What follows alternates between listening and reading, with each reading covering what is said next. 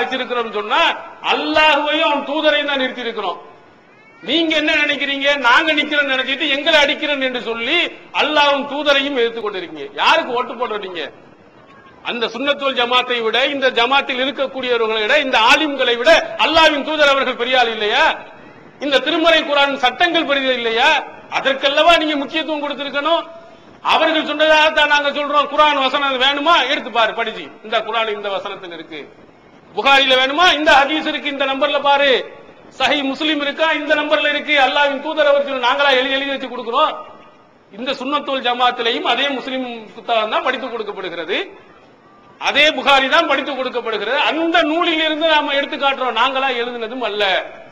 அப்ப நம்ம நபிகள் பெருமானார் ஸல்லல்லாஹு அலைஹி வஸல்லம் அவர்களை, அவருடைய சொல்லை எந்த அளவுக்கு மதித்திருக்கிறோம், மரியாதை கொடுத்திருக்கிறோம்ங்கிறத நீங்கள் ஒவ்வொரு விஷயத்திலும் எண்ணி பார்க்கணும். என்னமோ எங்களை எதிர்ப்போம் என்று நீங்க நினைக்காதீங்க. அல்லாஹ்வையும் அவன் தூதரையும் எதிர்த்து கடைசியில் அல்லாஹ்விடத்தில் மாட்டிக்கிற போறீங்க. நாங்க சொன்ன எங்க எல்லாம் தூர விட்டுருங்க. ஹதீஸில் இருக்குதா, நபி வழியில் இருந்தா அதை நீங்கள் பின்பற்றுங்க. நாங்க சொன்னதுக்காக பின்பற்ற வேண்டியதில்லை, நாங்கள் எழுதினதுக்காக எழுத வேண்டியதில்லை. அல்லாஹ்வின் தூதர்கிட்ட இருந்துச்சுன்னா அதை பார்த்து அப்படி நீங்கள் பின்பற்றுங்க. ரசூல் ஸல்லல்லாஹு அலைஹி வஸல்லம் காலத்தில் அந்த பெண்மணிகள் இடத்தில் இருந்த அந்த விழிப்புணர்வு கூட இங்க இருக்கக்கூடிய ஆண்கள்கிட்ட கூட கிடையாது, ஆலிம்கள்ட்ட கூட கிடையாது, அந்த தைரியம் கூட கிடையாது. நான் சில சம்பவங்களை உங்களுக்கு நான் சொல்கிறேன். ரசூல் ஸல்லல்லாஹு அலைஹி வஸல்லம் காலத்தில் நடந்த சில சம்பவங்கள். சஹீஹுல் புகாரியில் 900வது ஹதீஸா நீங்க பாருங்க, முதல் பாகத்தில் இருக்கு.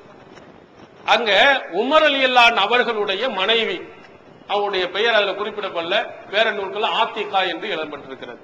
அவங்க மனைவி என்ன செய்வாங்களா, இஷா தொழுகைக்கும் ஃபஜர் தொழுகைக்கும் பள்ளியாசலுக்கு வந்து தொழுதுட்டு போவாங்க. அப்ப அவங்க கேட்கப்படுகிறது, உமர் ரொம்ப ரோசக்காரராச்ச, பள்ளியாசலுக்கு வர்றதை விரும்ப மாட்டாரு, பள்ளியாசலுக்கு வந்த ஆண்களோட அங்க பக்கத்துல இருக்கலாம் அவருக்கு விருப்பம் வராது, ஆண்கள் தொழுகிறாங்க பெண்கள் அங்க தொழுவீங்க, அவருடைய விருப்பத்துக்கு ரொம்ப ரோசக்காரராக திகழ்ந்தவராச்சு, எப்படி நீங்க வர்றீங்க அப்படின்னு கேட்கிறான். நான் முன்னாடியே உங்களுக்கு சொல்லி இருக்கிறேன், உமர் ரலியல்லாஹு அன்ஹு அவங்க எவ்வளவு கோபக்காரரு, எவ்வளவு கடுமையான முறையில் கோபத்தை வெளிப்படுத்துவோர் என்று தெரியும். யாரா இருந்தா கழுத்தை வெட்டுறவர். அப்படிப்பட்ட கணவருக்கு மனைவியா இருந்த ஆத்திகா அவர்கள்ட்ட அவருக்கு தான் விருப்பம் மாட்டாரு. பள்ளியா நம்ம ரசூல் ஸல்லல்லாஹு அலைஹி வஸல்லம் வந்து பள்ளியிலையும் தொழுவலாம் வீட்டிலையும் தொழுவலாம்னு சொல்லும் போது அவருக்கு விருப்பம் இல்லைன்னு சொல்லும் போது நீங்க எதற்காக வேண்டி பள்ளியாசல்ல வந்து வீட்டிலேயே தொழு இருக்க கூடாதா? அவர் அழகா சொன்னாங்க, எம்னானி கவுலு ரசூலுல்லாஹி ஸல்லல்லாஹு அலைஹி வஸல்லம். அட எப்படியா உமர் அவர் என்னுடைய கணவர் என்னைய தடுக்க முடியும்? எனக்கு மிகப்பெரிய ஒரு கேடயம் இருக்கு. அவர் வந்தார்னா ஒரே அடிதான். இது தடுத்து நிற்கிற அற்புதமான கேடயத்தை கையில வச்சிருக்க. என்னது? அல்லாஹ்வின் தூதரும் சொல்லா தம்னவு இமா அல்லாஹி மசாஜித் அல்லாஹ், பெண்களை பள்ளியாசலுக்கு வருவதை விட்டும் நீங்கள் தடுக்காதீர்கள். அல்லாஹ்வின் தூதர் அவர் சொல்லி இருக்காங்க, போயாடி அப்படின்னு சொல்லிட்டு போயிட்டாங்க. நபி வழிக்கு பாத்தீங்கன்னா எவ்வளவு மரியாதை கொடுத்தாங்கன்னு. எவ்வளவு பெரிய ஆளா இருந்தாலும் சரிதான், நம்ம கணவரா இருக்கட்டும், குர்ஆன் ஹதீஸுக்கு மாற்றமா இருந்தா அதை ஏத்துக்கிற வேண்டிய உமரே சொன்னாலும் நபி வழிக்கு மாற்றம் தான் ஏத்துக்கிற கூடாது. உங்களுடைய கணவர் நபி வழிக்கு மாற்றமாக ஒரு செயலை உங்களுக்கு செய்ய சொன்னா, தர்காவுக்கு போக சொன்னா, மௌலிது ஓத சொன்னா ஏத்துக்கிற கூடாது. நபி வழிக்கு அல்லாஹ்வின் தூதருக்கு கொடுக்கக்கூடிய மரியாதை அதுதான். அல்லாஹ்வின் தூதர் சொல்லுதான் எனக்கு முக்கியமே தவிர அதுக்கு பிறகுதான் கணவருடைய சொல். ஊர்ல உள்ளவங்களுடைய எல்லா சொல்லை விடவும் என்னுடைய கணவருக்கு நான் மரியாதை கொடுப்பேன். ஆனால் அல்லாஹ்வின் தூதருடைய சொல் வந்துச்சுன்னா அது எல்லாமே கீழே தான். இப்படித்தான் ஒவ்வொருவரும் இருக்க வேண்டும். ரசூல் ஸல்லல்லாஹு அலைஹி வஸல்லம் காலத்தில் இருந்த அந்த நபி தோழியர்கள் அப்படித்தான் இருந்தாங்க. இன்னொரு இதையும் பாருங்க, பெற்றோர்களுக்கு முன்னால் ஒரு சம்பவம் இப்னு மாஜா என்ற நூலில் இடம்பெறுகிறது. முகீரத் இப்னு ஷுபா ரலியல்லாஹு அன்ஹு அவர்கள் ரசூலுல்லாஹ்ட்ட வர்றாங்க, நான் திருமணம் முடிக்க போறேன். அப்ப சொன்னாங்க, திருமணம் முடிக்க பெண்ணை பாத்துட்டியா? இல்ல பாக்கல. உடனே போய் பாத்துக்க. அன்சாரி பெண்கள் கண்ணுல ஒரு விதமான இருக்குது, அப்புறம் கண்ணு சரியில்லை காது சரியில்லைன்னு சொல்லிடக்கூடாதுங்கிறதுக்காக அவங்கள்ட்ட கண்ணுல ஒரு நோய் இருக்கு, ஒழுங்கா போய் பார்த்துட்டு திருமணம் முடிச்சுக்கன்னா. ரசூலுல்லாஹ்வுடைய சில எத்தனையோ விஷயங்கள் மாற்று மதத்தினுடைய கலாச்சாரத்தை இவங்க அப்படியே பின்பற்றுறாங்க. என்ன தாலியை கட்டுறாங்க, மார்க்கத்துல இல்ல கிடையாது. அதே மாதிரி திருமணத்தை வாழை மரத்தை கட்டுறாங்க, மார்க்கத்துல கிடையாது. என்ன மாலையை போடுறாங்க, அதுவும் கிடையாது. இஸ்லாம் ரொம்ப எளிமையா மார்க்கம். இதெல்லாம் மாற்று மதத்துல காப்பி அடிச்சது. விட்டுறான்னு சொன்னா அடிக்க வர்றான். அல்லாஹ்வின் தூதர் அவர்கள் சொன்னதை பின்பற்றான்னு நம்மளை திரும்ப அடிக்க வர்றான். ரசூல் ஸல்லல்லாஹு அலைஹி வஸல்லம் அவர்கள் திருமணம் முடிக்கன்னா பெண்ணை பார்த்து முடிங்கன்னு சொல்லி இருக்கிறாங்க. இதை பின்பற்றுன்னு சொன்னா பெண்ணை போய் பார்க்கிறதா, அதை செய்யறதா, இதை செய்யறதா என்று எதிர்த்தவர்களை நாம் பார்க்கிறோம். ஒரு கட்டத்துல மாற்று எதை பின்பற்றக்கூடாதுங்கிறதோ அதை பின்பற்றுகிறான், எதை பின்பற்ற வேண்டும் என்று சொல்லுகிறாரோ அதை மனிதர்கள் வெறுக்கிறாங்க. இது அல்லாஹ்வின் தூதர் அவர்களை மதிக்கிற லட்சணமாட்டு பாருங்க.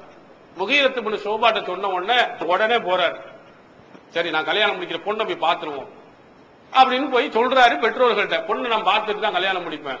அவங்க பெற்றோர் அதெல்லாம் எப்படி முடியும், கல்யாணம் முடிச்சதுக்கு பிறகு தான் என்ன, அதான் கல்யாணம் முடிச்சதுக்கு பிறகு என்ன பார்த்தா என்ன பார்க்காம இருந்தா என்ன, அது முன்னாடியில முடிக்கிற அப்புறம் பின்னாடி அது சரியில்லை இது சரியில்லைன்னு சொல்ல வேண்டி வருமே, கண்டிப்பா பார்த்துதான் ஆகணும்னு பம்படியா நிக்கிறாரு. பெற்றோர்கள் முடியாதுன்னு சொல்லி இருக்காங்க. அப்போ அந்த கன்னி பெண்மணி உள்ளுக்குள்ள வீட்டுக்கு உள்ளே இருக்கிறாங்க.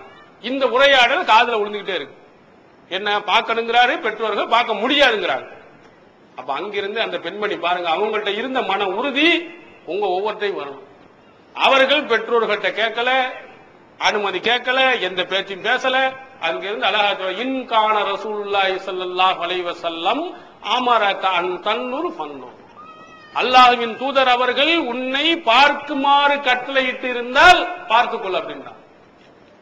யாரு சும்மா சொல்லல, அல்லாஹ்வினுடைய தூதர் படைத்தவனுடைய என்னை படைத்து என்னுடைய பெற்றோர்களை படைத்து இந்த உலகத்தில் உள்ள அத்தனைவர்களை படைத்து பரிபாலிக்கக்கூடிய எங்களுடைய அனைவருடைய எஜமானனுடைய தூதுவராக வந்த அல்லாஹ்வின் தூதரின் கட்டளை அப்படி இருக்குமானால் நீ பார்த்துக்கலாம்.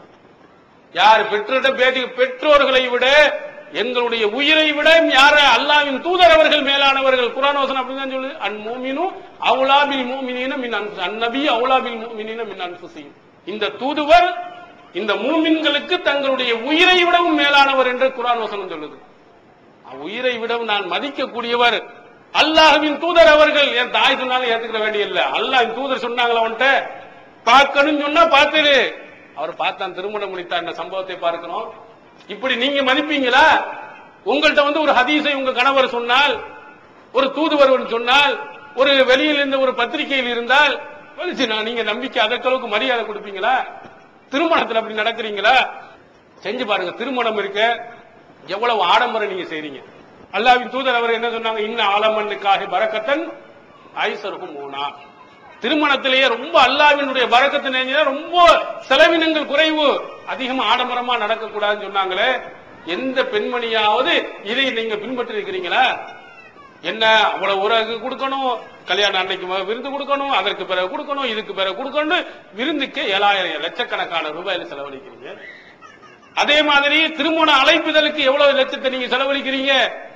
ஒரு பைசாவிற்கு கூட உதவாத திருமண அழைப்புதல், வெளியூருக்கு வேண்டுமானால் அது பயனுள்ளதாக இருக்கலாம். அது கூட என்ன செய்யறீங்க, திருமண அழைப்புதலை அடிச்சு போய் கொடுக்குறீங்க. கொடுத்த உடனே பத்திரிக்கை கையில வாங்கி வச்சுக்கிட்டு, யாருக்குமா கல்யாணம், என் பிள்ளைக்கு தான், எத்தனாம் தேதி, இத்தனாம் தேதி, எந்த இடத்துல, இங்க மாப்பிள்ளை யாரு, இவரு, வேற அதானே அடிச்சிருக்கு, வேற எதுக்கு சொல்லணும் கேட்டாங்களா இல்லையா? பத்திரிக்கை போய் கொடுக்கும் பொழுது அல்ஹம்துலில்லாஹ் அந்த புத்தகத்தை நான் படிச்சுக்கிறேன் போயிட்டு வாங்கன்னு சொல்றாங்களா? போய் உட்கார்ந்த உடனே எல்லாத்தையும் கேட்கறாங்க. நீங்க விலாவரியா சொல்றீங்க, சும்மா சொல்லிட்டு வர வேண்டியதானே? இந்த பத்திரிகை அடித்தனுடைய லாபம் என்ன? வெளியூருக்கு சொல்றீங்க. அப்பவும் என்ன செஞ்ச, ஒரு காலத்துல பத்திரிகை லெட்டர்ல அனுப்பினா, இப்ப போன் ஆயிருச்சு, ஒவ்வொருத்தரையும் போனை போட்டு விசாரிச்சு எல்லாத்துக்கும் விவரத்தை சொல்றீங்க. இது ₹1 கூட பயன் இல்லாத, அது கூட அந்த பத்திரிகையை நீங்க பாத்தீங்கன்னு சொன்னா எவ்வளவு, ₹100 ₹200 அளவிற்கு பத்திரிகையினுடைய தரம் உயர்ந்து, எவ்வளவு பணக்காரங்களோ அந்த அளவுக்கு பல என்ன இருக்கு. சில இடங்கள்ல நான் கேள்விப்பட்டிருக்கேன், என்ன நகைப்பெட்டி எப்படி பலவலன்னு அந்த மார்பல் துணி இருக்க அந்த மாதிரி செஞ்சு வச்சு ஒருவர் என்ன செஞ்சிருக்காரு, நெல்லை மாவட்டத்தை நான் பார்த்திருக்கேன். அதுல குடும்பத்தின் பெயரையும் கேட்டு ரயில் டிக்கெட்டையும் சேர்த்து உள்ள வச்சு வந்துட்டு போயிட்டு. இது என்னது இவ்வளவு பெரிய? அதை பார்த்தாலே ₹200 செலவாகுது. ரயில் டிக்கெட் முதற்கொண்டு உங்களை கொடுத்து அள்ளி நல்லா சாப்பிட்டுட்டு போங்க. இவ்வளவு செலவினங்கள் செலவழிக்கிறாங்க. ஆனா பக்கத்து வீட்டுல ஏழையா இருக்கிறவனுக்கு ஒரு ₹100 கொடுக்கறது கிடையாது. சொந்தக்காரன் கஷ்டப்படுகிறானே அவனுக்கு ஒரு கடையை வைத்து கொடுப்பது கிடையாது. நபி வழியில் ஏழைகளுக்கு கொடுக்க வேண்டிய மரியாதை கொடுப்பதில்லை, எளிமையை பேணுவதில்லை. எல்லாத்துக்கும் என்ன ஆடம்பரமா, அந்த வீட்டுல செஞ்சானா அதை விட நான் பெருசா செய்யணும், என் அண்ணனுக்கு செஞ்சானா அதை விட பெருசா செய்யணும் அப்படின்னு ஆசைப்பட்டு இருக்கிறோமே தவிர, அல்லாஹ்வின் தூதர் அவர்கள் எப்படி திருமணம் முடித்தாங்க? அல்லாஹ்வுடைய அருள் எந்த திருமணத்தில் கிடைக்கும்? அல்லாஹ்வுடைய அந்த ரஹ்மத் நம்முடைய பிள்ளைகளுக்கு எப்படி செய்தால் கிடைக்கும்? பார்க்கலை. நம்ம அனைவர்களும் பார்த்தது என்ன? திருமணம் என்ற உடனே படிக்கிறீங்க, என்ன எல்லாம் குடும்பம் மூவா சேர்ந்து வச்சு பேசுறீங்க. எங்க நகை வாங்கலாம், இங்க வாங்கின கடலூருக்கு போவோம், விழுப்புரத்துக்கு போவோம், ஏன் பக்கத்துல விழுப்புரம் சென்னைக்கே